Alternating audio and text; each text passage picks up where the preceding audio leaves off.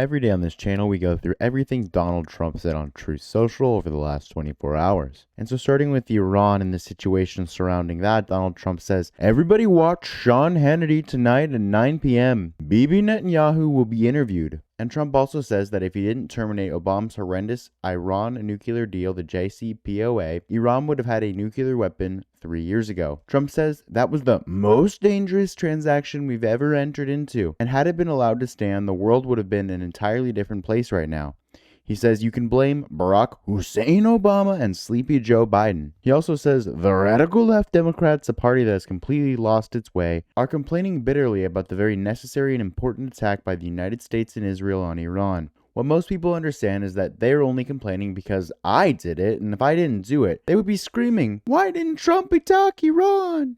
He should do it immediately." There's nothing surprising about this. It's the same people that the other night at the State of the Union address wouldn't stand for anybody, including a mother who lost her beautiful daughter to an illegal alien, a great and brave helicopter pilot who got the Congressional Medal of Honor, or a 100-year-old veteran warrior whose bravery is legend. The fact is, whatever I do, they will be on the opposite side. These people are sick, crazy, and demented, but America, despite them all, is now bigger, better, and stronger than ever before. Make America great again. And Trump shares a quote from Doug Schoen, who says, "As a Democrat, I back Trump's Iran strike. My party is wrong." And so moving on to some more domestic policy, while Trump says America's elections are rigged, stolen, and a laughingstock all over the world. We're either going to fix them or we won't have a country any longer. I'm asking all Republicans to fight for the following: the Save America Act. All voters must show voter ID. All voters must show proof of citizenship in order to vote. And no mail-in ballots except for illness, disability, military, or travel. And Trump posts this from Zito Salina that says, "American politics is all about contrasts, and Trump is a master at understanding the visuals. Nowhere was this more evident than when he asks the room to stand up if they agree that the first duty of American government is to put U.S. citizens before illegal immigrants. One of the greatest things about the State of the Union address is how it gives Americans the chance to see clearly what their representatives really believe," he told the audience,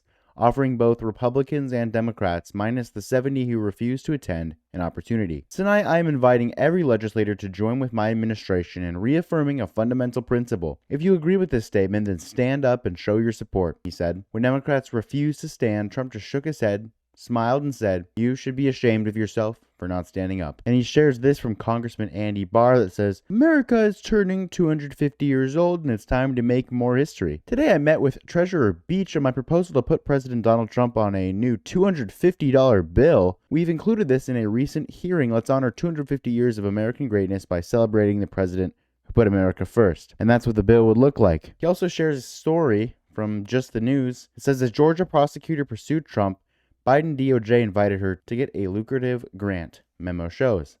It's talking about Fannie Willis. And he shares this photo, which I believe is the Trump Kennedy Center at night, looking pretty cool over the waterline in Washington, D.C. And finally, the most important thing from the day. Donald Trump says, "The White House Correspondents Association has asked me, very nicely, to be the honoree at this year's dinner. A long and storied tradition since it began in 1924 under then-President Calvin Coolidge. In honor of our nation's 250th birthday and the fact that these correspondents, quote-unquote, now admit that I am truly one of the greatest presidents in the history of our country, the GOAT according to many, it will be my honor to accept their invitation and work to make it the greatest, hottest, and most spectacular dinner of any kind ever. Because the press was extraordinarily bad to me, fake news all right from the beginning of my first term, I boycotted the event and never went as an honoree. However, I look forward to being with everyone this year. Hopefully it will be something very special. Thank you for your attention to this matter." And so that was everything that Donald Trump said on Truth Social on March 2nd. We saw him push for the Save America Act, talk more about Iran, and say that he's going to the White House Correspondents' dinner. As always, if you guys want to support the channel, consider subscribing, and I will see you guys tomorrow.